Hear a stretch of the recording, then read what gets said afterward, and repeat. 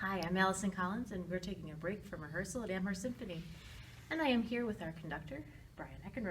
Thanks for joining us. You're more than welcome. So, tell us how you got into conducting.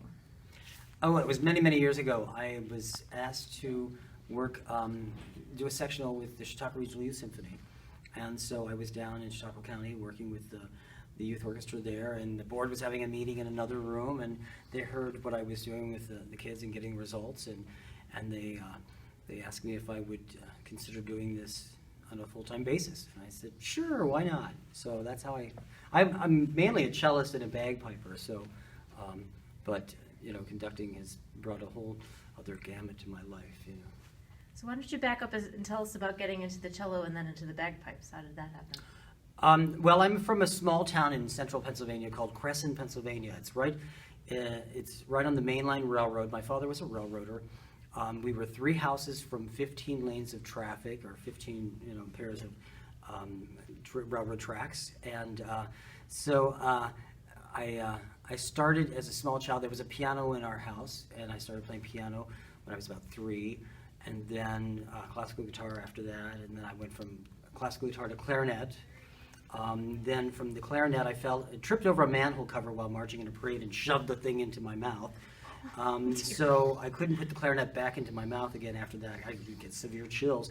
So I started playing the flute.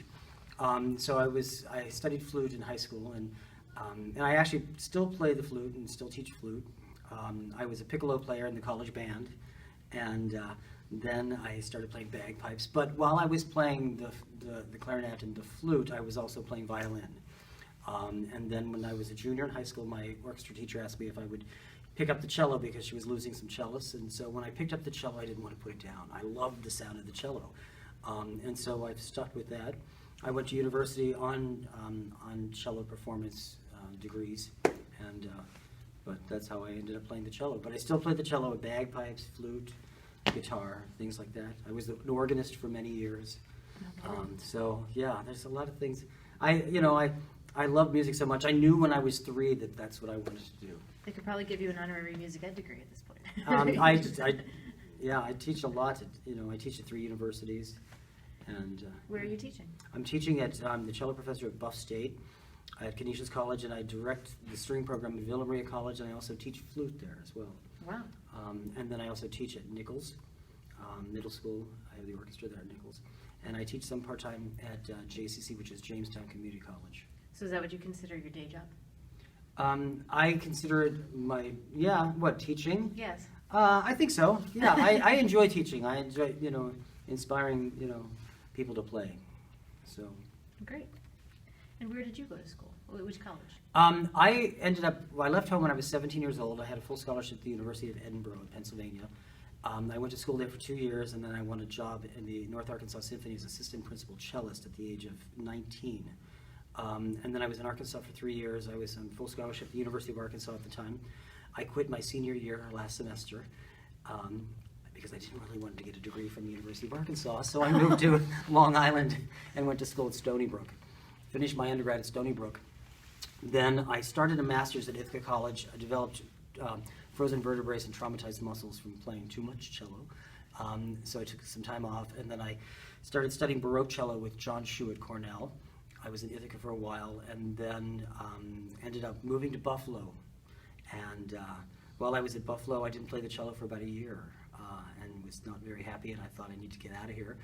And then certain circumstances happened, and I started playing, and I had the opportunity to finish my master's at UB, so I did that. And then I thought I would leave town, and then I met this great soprano from Toronto, and started working in Pennsylvania and South, Western New York. And so we sort of centralized. We were living in Toronto part of the time and Buffalo part of the time, and now we're basically in Buffalo, although we have a place in Canada, and I have a place in Jamestown where I live a couple days out of the week.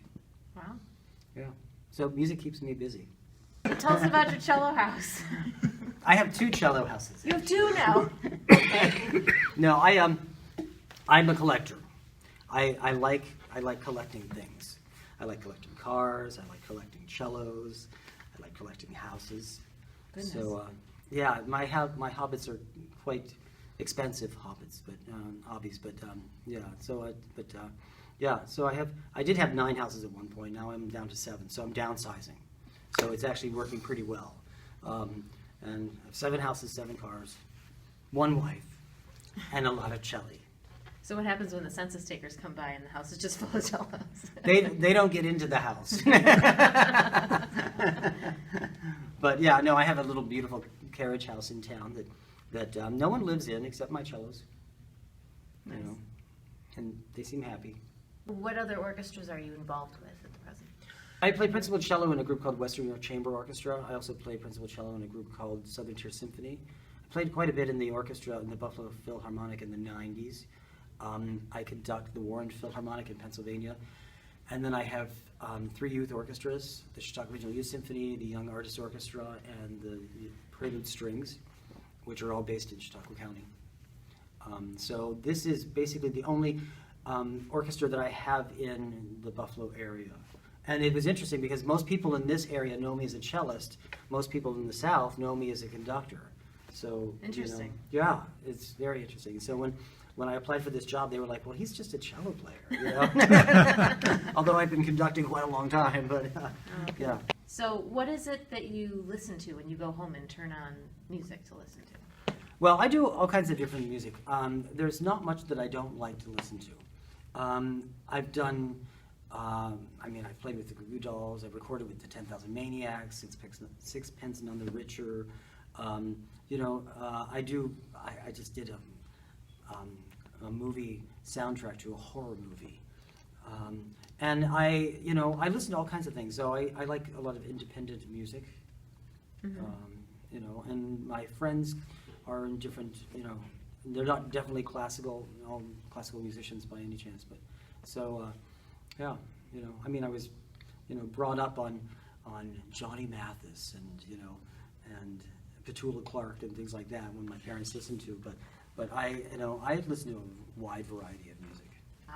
What's your impression of the Amherst Symphony Orchestra? My impression with this group is I enjoy working with this group. I'm having a lot of fun doing it. I hope that the members of the orchestra are also enjoying themselves and having some fun.